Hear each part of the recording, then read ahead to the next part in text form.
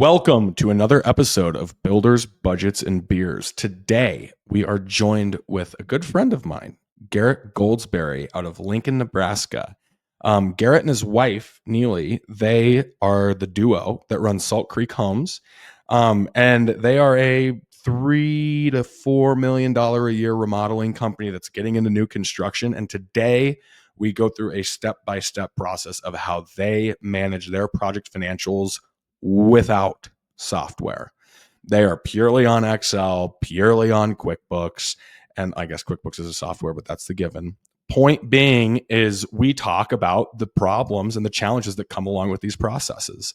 So if you're a builder that is not leveraging any other technology, you're just using Excel and the standard QuickBooks, this is going to be a great episode for you to identify with another builder that has felt the pain and is starting to consider getting into a better solution. Let's go ahead and jump in.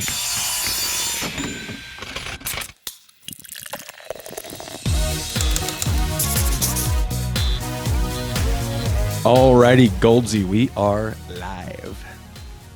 Thank you, sir, for jumping on Builders, Budgets, and Beers. And just for the people that are listening, I called him Goldsy. This is one of my good friends, Garrett Goldsberry from Lincoln, Nebraska. Garrett, go ahead and give the audience a little intro, a little background on yourself. Yeah. As Reece said, Garrett Goldsberry, Salt Creek Homes, remodeling new construction business. We've been in operation for about 5 years now. We just dove into new construction. We were primarily remodel, addition. The wife and I had nice, cushy jobs, and during COVID, we decided that construction was going to be easy. And here we are. I love it. Okay, no, and Goldsy, this is going to be great because I think this is going to be an episode and you're a profile of business owner that a lot of our listeners will be able to identify with. Just even like immediately with you and your wife being in jobs.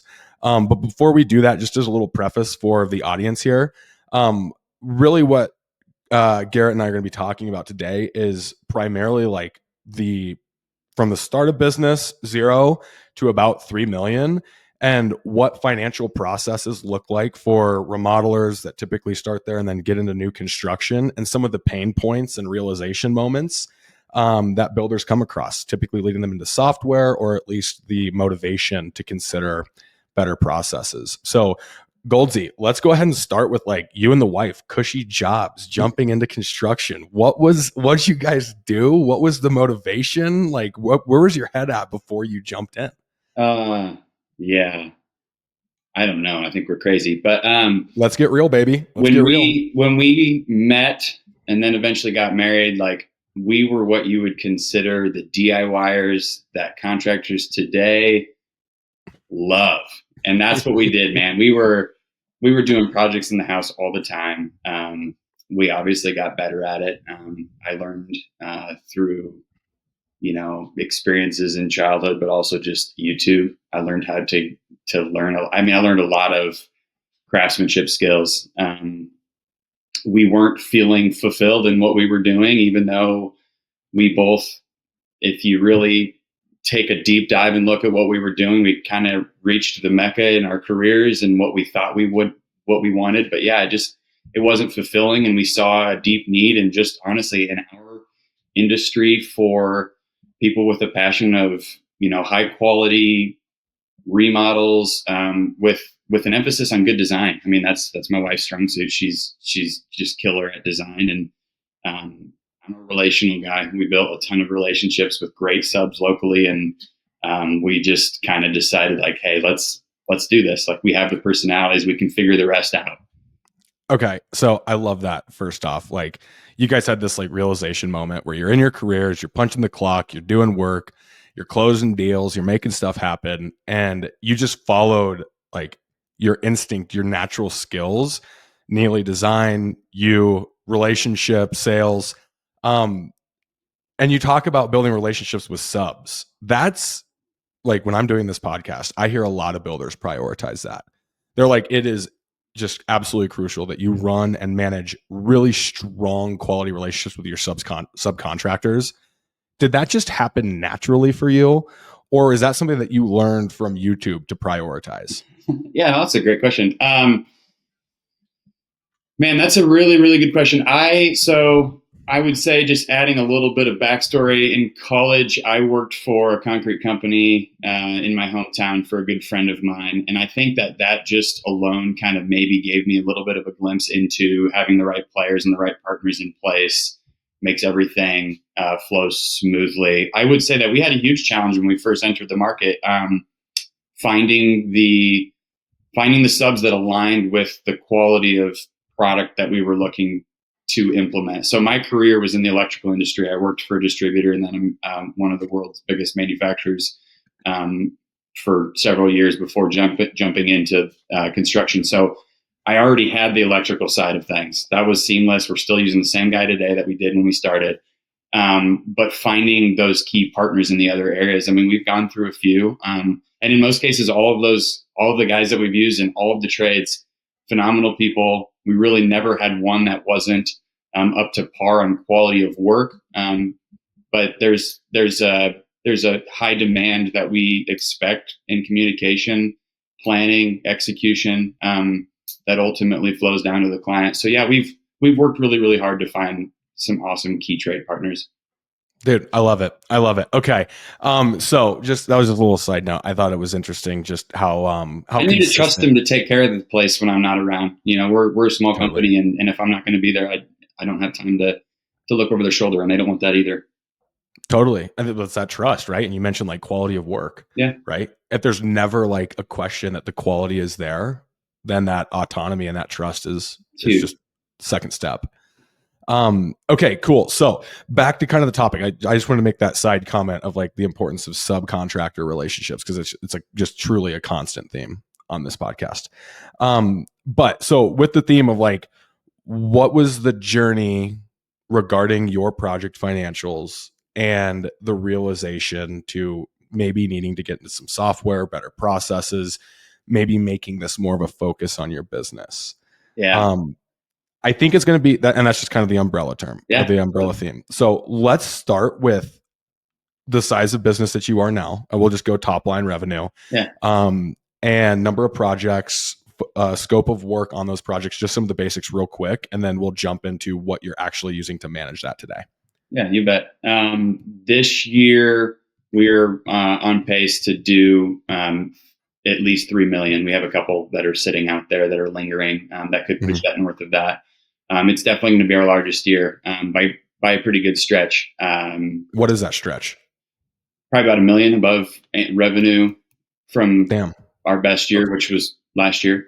But that's great. So like a 30% increase. That's great. Totally. And honestly, the largest part of that is in Q1 just this year, we finished up one that started in Q4 of last year, but then started two. And of those three within the last 8 months, all three of those would have been previously our largest remodels that we had ever done. So it scaled quickly. But yeah, that's kind of where we're at right now.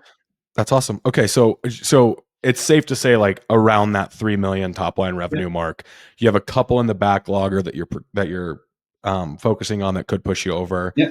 You mentioned earlier that you started with remodels. Yeah.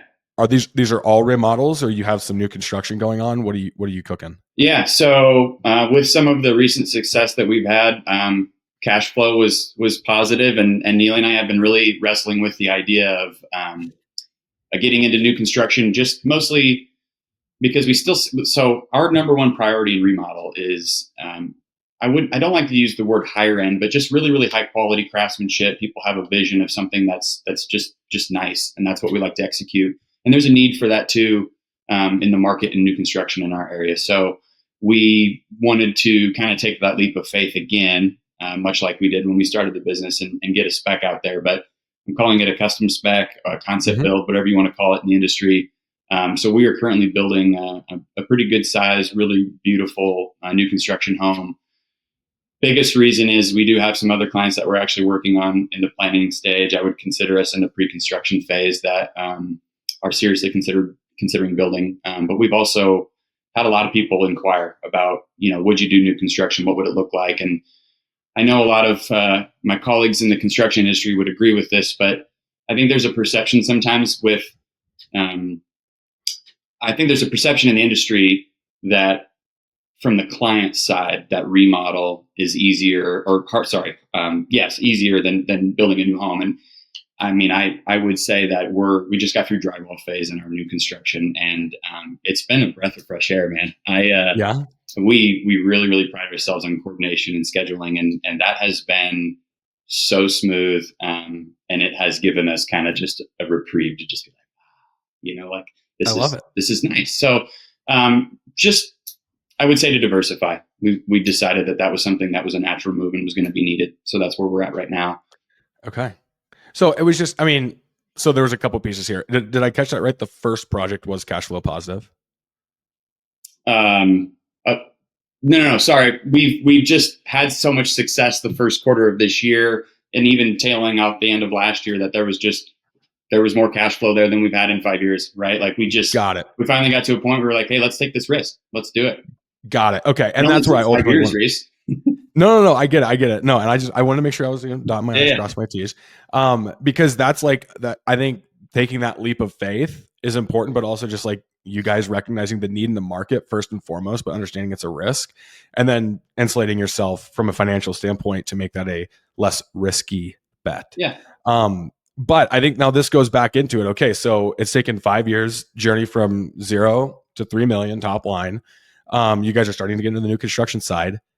How have you been tracking your project financials from day one? I mean, are you using Excel, or using QuickBooks, or using, like, what are you doing? What is your tech stack, if you will, to get it done?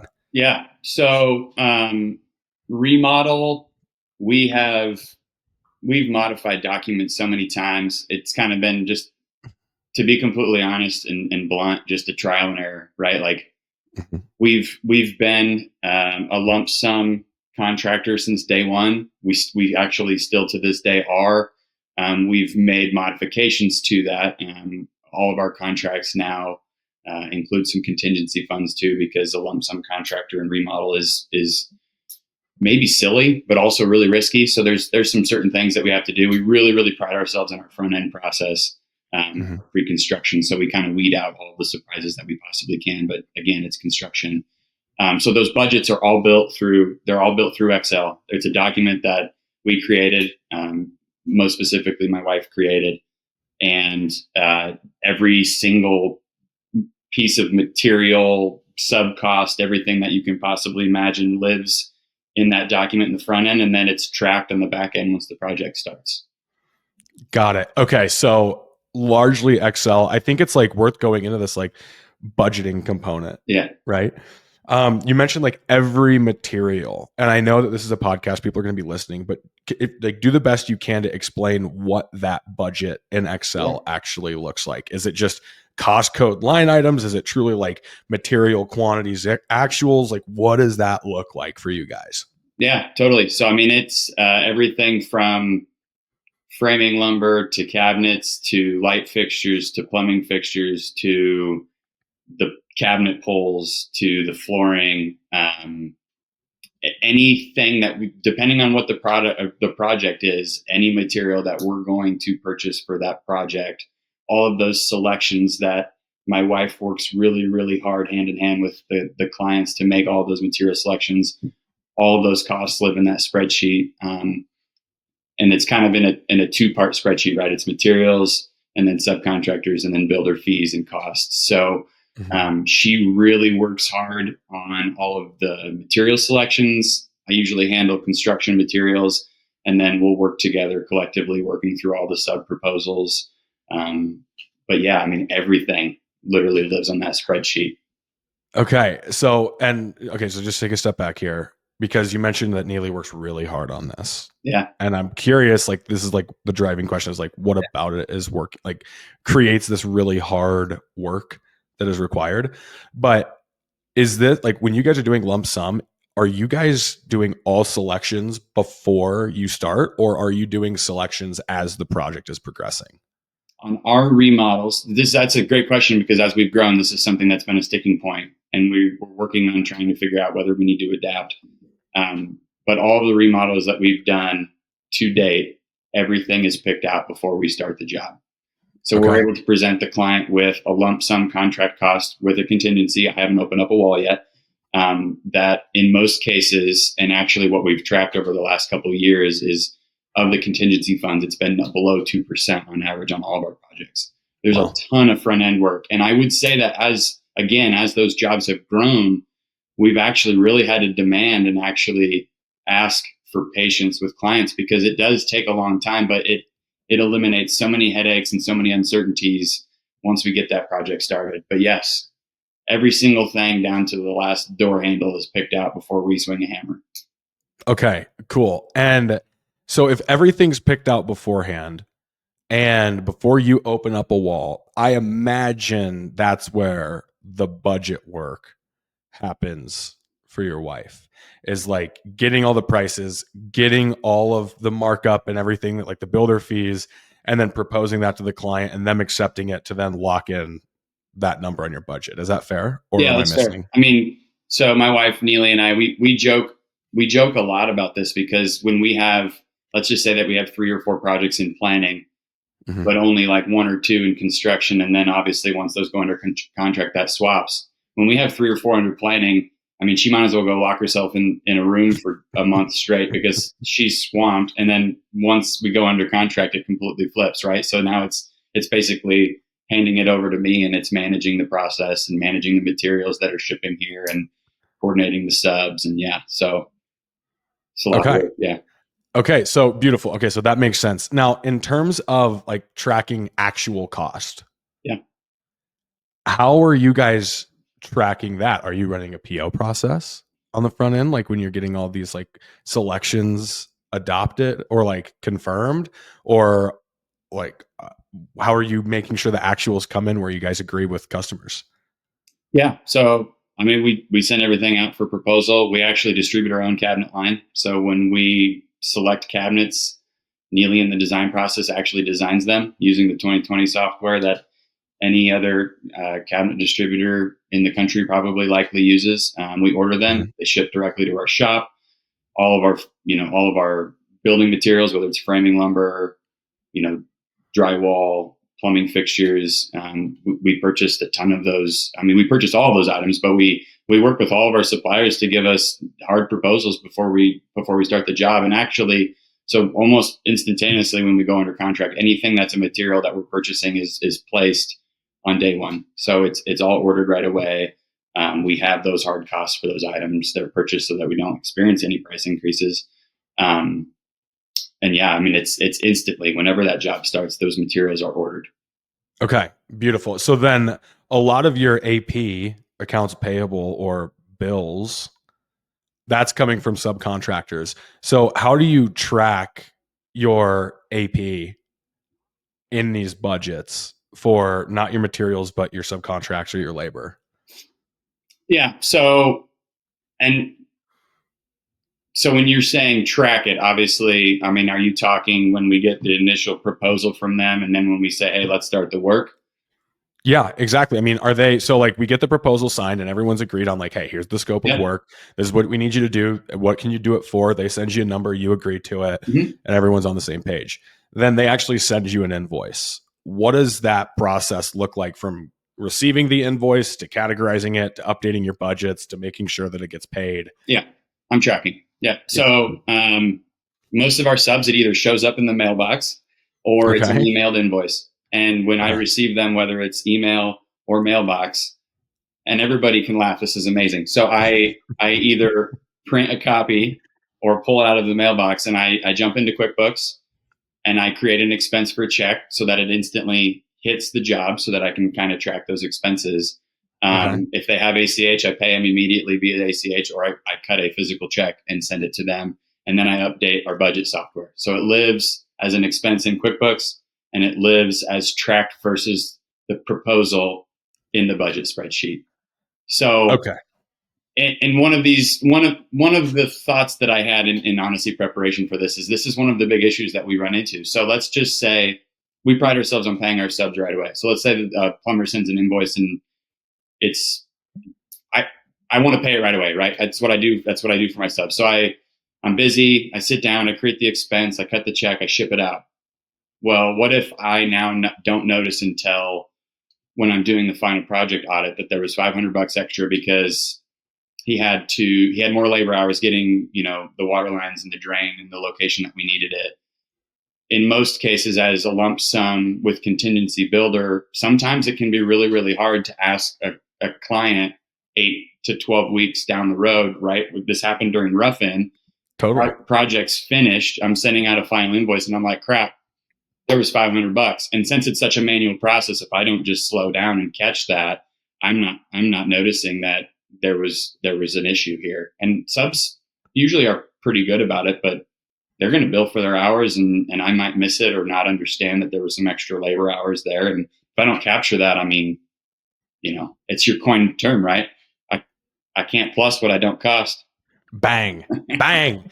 Goldsy, I love ya. Exactly. Yes, that's the point, dude. And that's what I want to dig into, because that's what we start to call profit erosion. Yeah. At Adaptive. Okay. And now I want to just dig in here. So $500, right? That's the delta. That's what the plumber invoiced you that you missed and you paid. Now what happens? Because you'd mentioned that it's difficult to go back to the client. Yeah. 8 to 12 weeks down the road. Are you going back to the client and saying, hey, I missed $500. Like, I need $500 more? Are you going to the sub and saying, well, like, we agreed to this number and we'll just pay you on the next job? Are you eating it? Like, what do you do in that situation? I mean, to be honest with you, shamefully, for the first 3.5 to 4 years of business, I kind of think that this will resonate with a lot of contractors, but we probably didn't understand our process well enough. And we also didn't have the confidence that we needed to go do what was right for the business. I mean, there was dozens of jobs, Reece, where we just were like, I don't know what to do. I can't go ask them for it. It's not right. And we'd just eat it. And it was a vicious cycle of poor decisions and poor practices internally that would it'd just kill us. It's just straight off the bottom line. It's not really just the $500. We have a profit margin that we have to hit to keep our business healthy. And I'm not just losing the cost of, that extra labor. I'm losing the margin that was supposed to keep my business healthy. Totally. Well, and dude, that's, again, we discussed this again as profit erosion. Yeah. And like, when we talk about Adaptive with builders across the country, they get excited about AI and saving time and data entry, right? And there's excitement around it. There's skepticism around it. I already have my process and it's working fine. But when you really start to dive into the concept and the scenario that you just talked about, Garrett, that's where builders really start to understand that they are bleeding profit, whether it's $500 at a time, $1,000, $10,000. You miss an invoice, you pay it, you don't bill it to a customer if you're on a cost plus model. There's so many different ways for that to start stacking up. And you had mentioned like $500 was the example.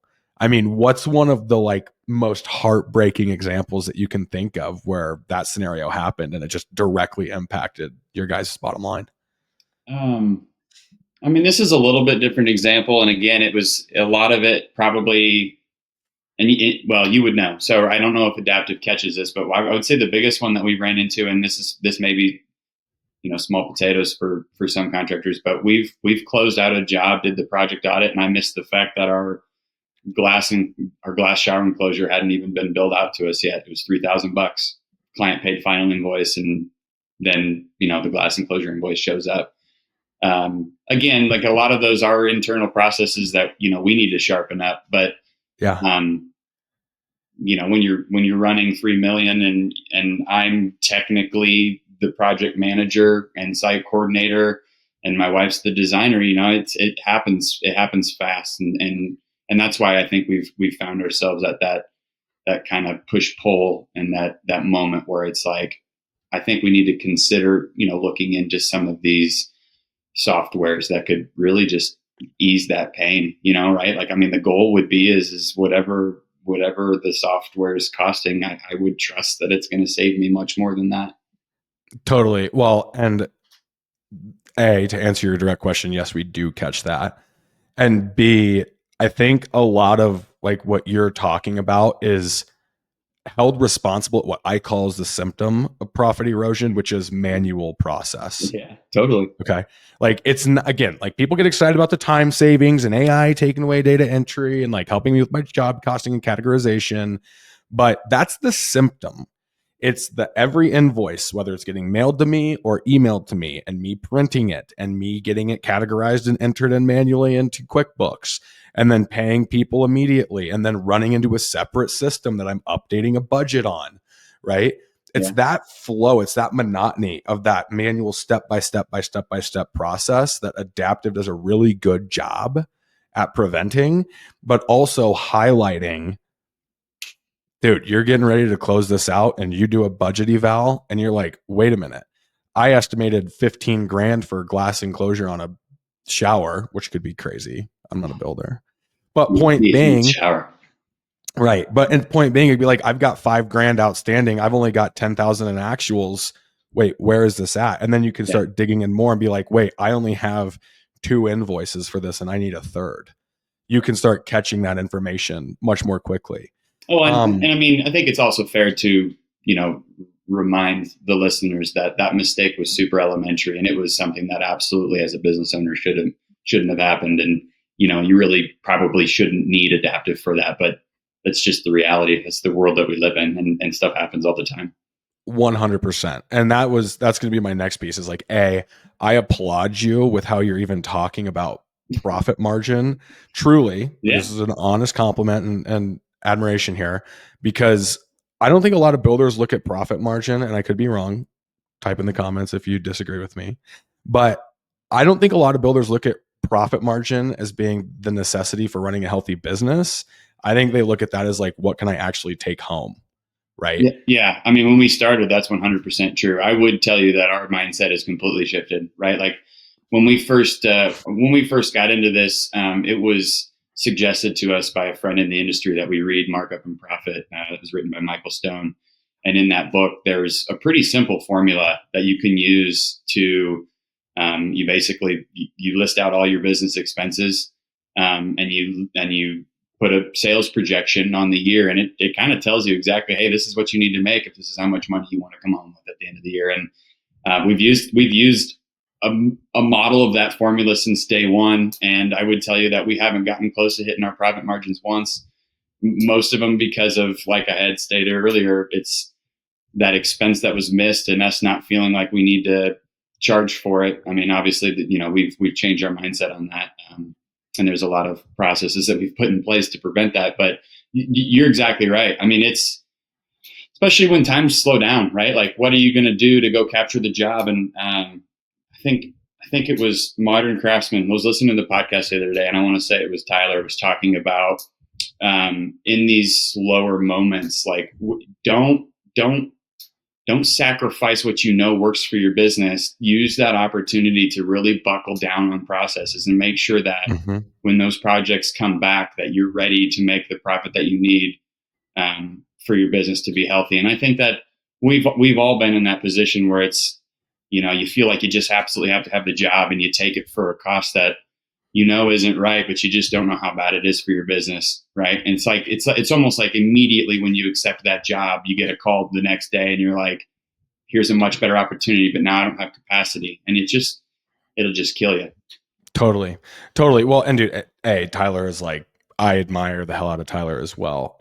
He popped by our booth at JLC Live up in Rhode Island with Nick, and the one thing that's admirable about him is he doesn't run a huge business, right? And he's super loud about that. He just runs a really healthy business, right? Yeah. And that's where even when I was at Builder Trend, I mean, I've been talking to contractors for almost 10 years now in terms of solution and software and stuff like that. Are you monetizing a hobby or are you running a business?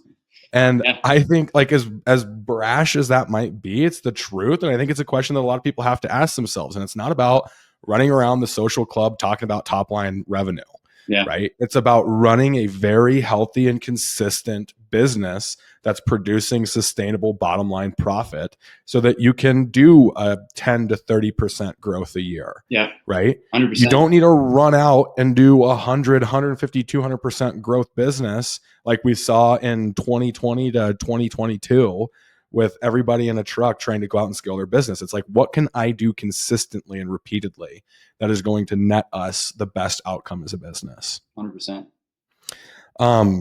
Awesome. Kudos to you. So antiquated process, some slip, and also like adaptive, not adaptive, these problems happen.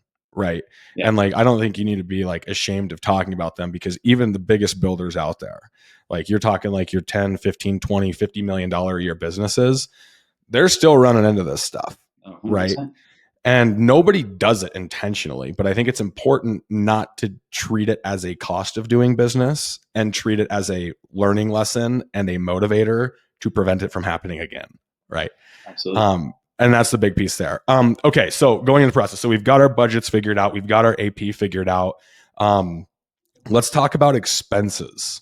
And when I say expenses, you'd mentioned that you enter expense or your bills into QuickBooks as expenses. We could probably make a whole episode about that. Yeah. When I say expenses, I'm talking like receipts from credit card purchases, material runs, fuel charges, overhead charges, stuff that you're swiping your credit card with. How do you manage that over at Salt Creek Homes? Since we're on the topic of full transparency, so I don't have any project managers. If something needs to be picked up at the hardware store, I am going to pick it up for the guys, and the receipt physically gets printed and goes in my wallet. And a couple times a week, I input those receipts through QuickBooks or categorize them in QuickBooks when they hit the books. Another step to that would be is, let's just say that whatever that credit card expense was, if it was me physically going to purchase something that was on the budget proposal that we used in capturing the job, I'm obviously also going there to track those expenses. But it's very much so a manual process. I know that QuickBooks has an app where I could snap a picture of it. I don't know if I'm stubborn or dumb.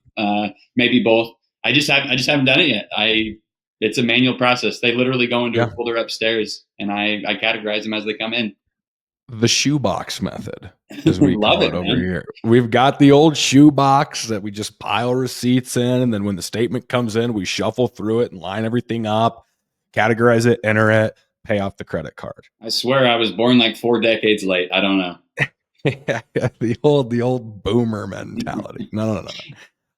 No, okay, but that's like another thing. Like you talk about the QuickBooks like receipt capture. It's like, yeah, like that certainly is a component. Now, I wouldn't say it's like, what you say? You said either you're dumb or what, something like that. Doesn't matter. The point Stubborn. is like stubborn, dumb or stubborn, which you're neither. When I talk to builders that even do use it, and here's just like another shameless plug for adaptive, like you start to look at these tools like the QuickBooks receipt capture, you look at the Expensifys, the Dex, the Bill.coms, the Divvies, the Ramps, all those different products out there, is they're horizontal products. Right? It's like you could be a home builder running QuickBooks, or you could be a restaurant running QuickBooks. You could be the same thing for Ramp, same thing for all this stuff. Now they are like starting to focus on construction, but the fact of the matter is it's not a vertical solution focusing on the nuances of construction accounting, right? A vertical solution, meaning that adaptive is not selling to restaurants. We are hyper focused on streamlining the construction accounting process because it is so nuanced. There's not another vertical that's running construction the way, or running accounting rather, the way the construction companies are. So even when you talk about the app, I am always like, hey, competition is great in the market. Like you should leave this Goldsy, download the app and try it. But I will say that like when I hear builders that do run it, they get frustrated because it wasn't built for builders in the sense that your cost codes should be in QuickBooks Online as products and services tied to accounts. Yeah. And when you download that app and you take a picture, you are prompted to categorize it to emphasis on a account. Right. So immediately, like if that's going to be your streamlined solution, you're going to miss the entire concept of construction accounting, which is categorizing out the costs line by line to the appropriate cost code tied to the appropriate account to potentially multiple jobs, right? It's like you run to Home Depot and you pick up a tube of caulk and a bag of Quikrete and a stick of conduit for 3 different jobs. That's 3 different pictures, all to a material account or an expense account. But then you're going to have to go in and recategorize out. And that's where you start to talk about these processes. Again, shameless plug to adaptive, but that's the type of solution we're looking at. I mean, I think that that's a super valuable point too, because if I'm running free projects, when I go to the hardware store, I'm buying something more than likely for each one of those jobs. And Totally. it's honestly, it's a lot easier for me to, when I get to my office after that transaction hits, to go through QuickBooks and click the old split transaction button. And here I am, I'm on my way. And it takes me, 30 seconds. Mm-hmm. 30 seconds times however millions of times I do it a year. We'll get into that conversation later, maybe. But yeah, I know. I think that that's part of the reluctance that we've had to moving into some of this, because sure, we've made mistakes as we've grown, but also we've improved our process. And I think I had this thought, and I'm glad it came back to me. One thing that I've thought about a lot about all of this is that, as a business owner that's in 5 years seen their bank account go to zero or negative a dozen times, Mm-hmm. when things are bad, yeah, like everything's on the line, but also sometimes when the things are good, you sit up there and you start to process transactions and AR and AP, and it makes a guy feel good. I mean, there's a part of that Totally. that's there, right? You're putting everything that you have into this business, and sometimes doing that mundane work makes you feel good. So I know that there's probably a lot of guys that can resonate with that, and I'm sure it's why a lot of us keep doing things the way we're doing, even if there is a better option. Creatures of habit. Totally. Totally. And I think that that's like, it's like that satisfaction is a part of the choice that comes with being a small business owner, right? Yeah. Or the choice being and the upside of it, right? It's like you get to choose what is worth it and what's not.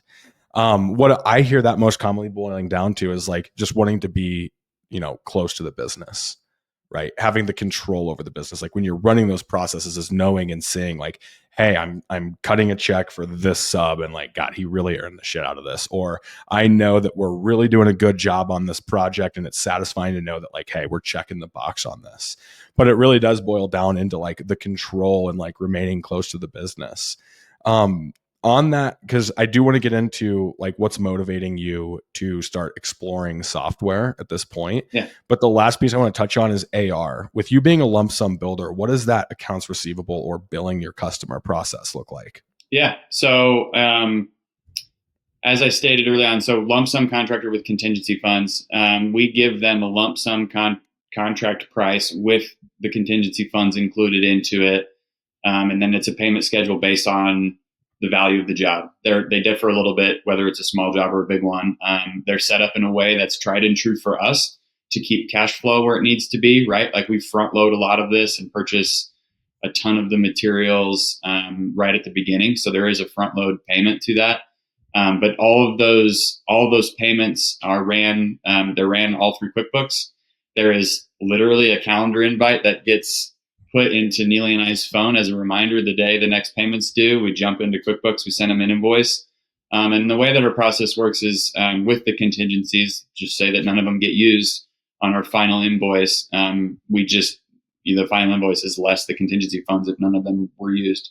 So it's also still very manual, but on our smaller scale, even our big jobs, but what would probably be considered, smaller in the industry as a whole, this process has worked really well for us. We've had some conversations about this because actually all of our clients so far, and it was we kind of were baffled about this, but none of our clients have financed any of their builds. Maybe they have behind the scenes, but they've paid us. So we haven't really needed to go through the nuances of working, through a lender. We are on our new construction, so that's been actually a process which has been a good learning experience for us. But yeah, just scheduled payments throughout the project.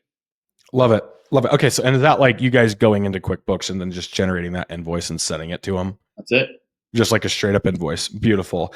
Okay, and that's not the big thing. The thing that I hear with builders on that, and like this is typically going to be more with like a fixed price model, right? Is just going to be like making, like they call it like a race to the bottom, right? And if you're not totally locked in at the beginning and cost is coming in and you don't know where you're creeping on budget, or you have area for moving around in the budget, that's where you can start to get beat. And it's usually too late. But I think like broadly, like the invoicing process or the accounts receivable process on a lump sum or a fixed price isn't tedious or as brutal as say like a cost plus process can be, Yeah. especially when you're working with a bank. But I digress. That's great to hear. Okay, so we've got budgets, bills, expenses, receipts, and your receivables down. Now, it's all working fine. You guys are growing, you're making good choices, you're thinking about business through the right lens. Why not just keep doing it the way that you are? And what's motivating you to consider adding software or product to your tech stack? Yeah. Great question. So when we talk about our business, when we started out, I think our goal is to be very, very specialized in what we consider locally to be just high quality work, high quality communication, high quality craftsmanship at a fair price. We're not the cheapest. We never will be. I also don't, think that we're the most expensive. I would say that we've also, though, had in that same lens so many conversations about where's our business going, and we've really tried to allow it to organically go in the direction that it needs to, while still giving us the flexibilities that we want to see in family life. And I think that the biggest thing that we've noticed is it's grown to the point where the jobs are getting a little bit bigger. We don't really take on any more jobs. They've just grown in size and complexity, and now getting into that new construction lens as well. We've just seen the need where me sitting there to have a feel good meeting, inputting expenses is just not as feasible as it used to be. Some weeks it's fine, some weeks it works. Other weeks it's like, hey, this is what I do on Friday afternoon to make myself feel good before the weekend. And if Friday afternoon doesn't happen, well, then next week it's like, now I need the whole day. It's just not sustainable. And then we end up, ultimately reverting back to old habits and making mistakes because I haven't had the time to do it. So ease of process as we've grown and as our projects have grown. Dude, I love it. And I think that's massively applicable to the comments earlier, right? It's like you call it a feel good meeting or set down, right? Yeah. Of like doing these tasks is, I think you really, once you see the vision and you see the opportunity of like, hey, we could like actually turn this thing into more of a self-sustaining business. We can hire people in because we've got the profit to make those investments. And we know that if we continue going up into the right, we can, handle this type of growth and step away. It always comes back down to like repeatable, consistent, confident control on as much as you possibly can. So I would say like, even just to wrap this up, because we're coming up on time, but like, what are some of your biggest criteria that you're considering when evaluating software? Because I think that's an interesting one for builders, because so many of them just kind of like, we call it social proof, but so many of them make decisions almost blindly on what others are doing in the industry, as opposed to like sitting down and really asking themselves, like, what do we want this thing to accomplish? So I'm curious, like, from your take, what are you wanting out of software that you guys are going to be shopping for and hunting for? Is it an acceptable answer to say I really have no idea? I think it's a beautiful answer to the point. Go ahead. We've talked about other softwares multiple times, and I don't know if it's, there was probably phases of our business where it was like, I can't pay for that. And there was other phases of our business where it seemed like it was working just fine. And I don't know that I have a great answer for that, because to your point, I see so many contractors that I idolize, quite honestly. They're guys that seemingly have it all together, and they're really, really great at their trade, and they're great at what they do. And some of them use every software known to man that's out there, and they mix them all together and it works for them. I also, though, have been so many times at a point where it's just a control thing, a finance thing. Can I afford this? Is it going to save me enough to justify it? I don't know that I have a great answer to that, Reece. Maybe it's because I know you and like you, so maybe I'm going to just give it a whirl. No.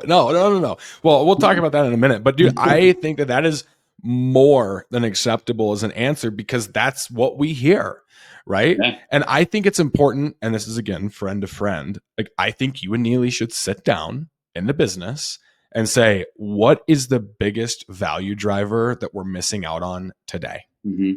Is it like having a true understanding on all of our project financials and we have the controls in place that are preventing this type of profit erosion? And is that something that we should be motivated to solving? Is it we're having a hell of a time tracking documentation and project schedules and making sure that we have standardized processes from a project management standpoint, right? Is it managing a CRM of leads and like getting in it? I think you guys should sit down and have that conversation and make like an educated, motivated step and then start evaluating product from there.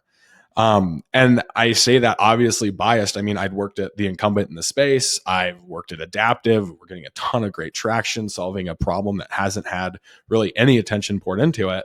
And like the fact of the matter is, the thesis that I've come up with is most builders, they start on that project management search, tool search at that 2 to 4 million mark, because they start to feel like, okay, I'm getting the project volume, but you're really at an inflection point of deciding, do I have a product, a home, a remodel, my widget, my product? Do I have that down consistently enough to where I can be hitting my profit margin? Do I know my numbers on my widget well enough to even start considering bringing on more project volume? Yeah. Right. And that's where obviously, again, biased, unbiased, right, wrong, doesn't matter. That's where I'm seeing a lot of the value for these builders, especially in Adaptive. Yeah. Whether they're a $10 million a year builder or a $3 million a year builder, they've got that motivation to know, like, we might have been making money, but we haven't been making the money that we should have been. And we didn't have the clarity of the process in place to know that. So now it's their time to like really take a step back, let artificial intelligence do what it does, and start getting that immediate project financial cash flow visibility into their business. Yeah. So totally. I think a little teaser for the audience. I mean, something that Goldsy and I had talked about was like, if the need is there, I'm not in the business of just pushing the software onto anybody. If this is a relevant, reasonable solution for you guys, I want to get you into the product. I want to get you onboarded into the product, and I want to get you into 30 days. And I want to bring you back onto the podcast to see what the business value driver was here. So there may be a future episode with Garrett on here, kind of understanding like what the antiquated manual process solution is today, and then see what the impacts of Adaptive can do. But obviously we'll go through a process. We'll talk to make sure that this is going to be the right move for you and Neely. And we can go from there. Yeah, dude, Garrett, I think this was a great episode. I hope this was helpful for all the listeners. Do you have anything else that you want to close out on before we wrap this thing up? Honestly, I had one thought while you were talking about that. I was listening to you, but one of the thoughts that I've had actually, and it's super intriguing to me now that I think about this. I think it just dawned on me, but I think I saw Zach Detmore talking about this very recently, and he was like, "I'm good at what I do, but finances and accounting is not my core competency." Right? Like that's just. Mm-hmm. It's not what I'm the best at. You could hire me to do a job, and I can guarantee you that when I walk out of your home, you're going to have a killer project. But sometimes as a business owner, right, like we have to get better at making sure we're hitting those margins.